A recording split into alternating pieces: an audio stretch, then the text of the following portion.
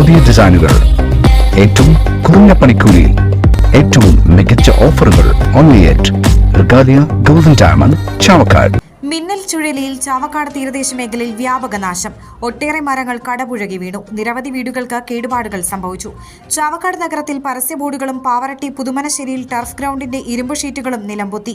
ഇന്നുച്ചയ്ക്ക് 1 മണിയോടെയാണ് മിനിറ്റുകൾ മാത്രം നീണ്ടുനിന്ന മിന്നൽ ചുഴലി അനുഭവപ്പെട്ടത്. ചാവക്കാട്, വടക്കേക്കാട്, പുന്നിയൂർകുളം, ഗുരുവായൂർ, പുന്നിയൂർ മേഖലകളിൽ മിന്നൽ ചുഴലി വ്യാപക നാശമാണ് വിതച്ചത്. ചാവക്കാട് മണത്തല സ്വദേശി ബാസിയുടെ വീട്ടുമുറ്റത്തെ തെങ്ങൊടിഞ്ഞു വീണ് തൊട്ടടുത്ത വീട്ടിലെ മതിലും ഷെഡും ഭാഗികമായി തകർന്നു. ചാവക്കാട് കാജ കോംപ്ലക്സിൽ പരസ്യ ബോർഡ് പൂർണ്ണമായും നിലംപൊത്തി. പാവറട്ടി പുതുമനശ്ശേരി സർ സെയ്ദ് സ്കൂളിലെ ടർഫ് ഗ്രൗണ്ടിലെ ഇരുമ്പ് ഫ്രെയിം പൂർണ്ണമായും നിലംപൊത്തി. 25 ലക്ഷത്തോളം രൂപയുടെ നഷ്ടം സംഭവിച്ചതായി സ്കൂൾ കോർഡിനേറ്റർ അബ്ദുൽ ഖാദർ പറഞ്ഞു.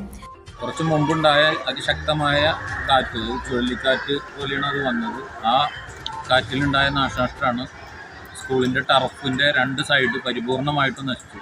ഏകദേശം 1 കോടി രൂപയുടെ മേലെ ചെലവഴിച്ചാണ് ഈ ടർഫ് നിർമ്മിച്ചത്. അതിൽ 25-30 ലക്ഷത്തിൻ്റെ മേലെ നാശനഷ്ടത്തിൽ സംഭവിച്ചിട്ടുള്ളത്. അത്രയ്ക്കും ശക്തമായിട്ടുള്ള കാറ്റായിരുന്നു. മറ്റ് അപകടങ്ങളൊന്നുമില്ല. വളരെ എല്ലാവരും സുരക്ഷിതരായിരിക്കുന്നു.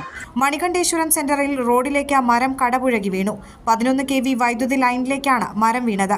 തൊഴിയൂർ ICA കോളേജിനടുത്ത് റോഡിലേക്ക് മരക്കൊമ്പുകൾ ഒടിഞ്ഞു വീണു. കോട്ടപ്പടി അഞ്ഞൂർ റോഡ് താഴ്ശ്ശേരിയിൽ റോഡിലേക്ക് തെങ്ങ് വീണു. മേഖലയിലാകെ വൈദ്യുതി ബന്ധം താറുമാറായ നിലയിലാണ്.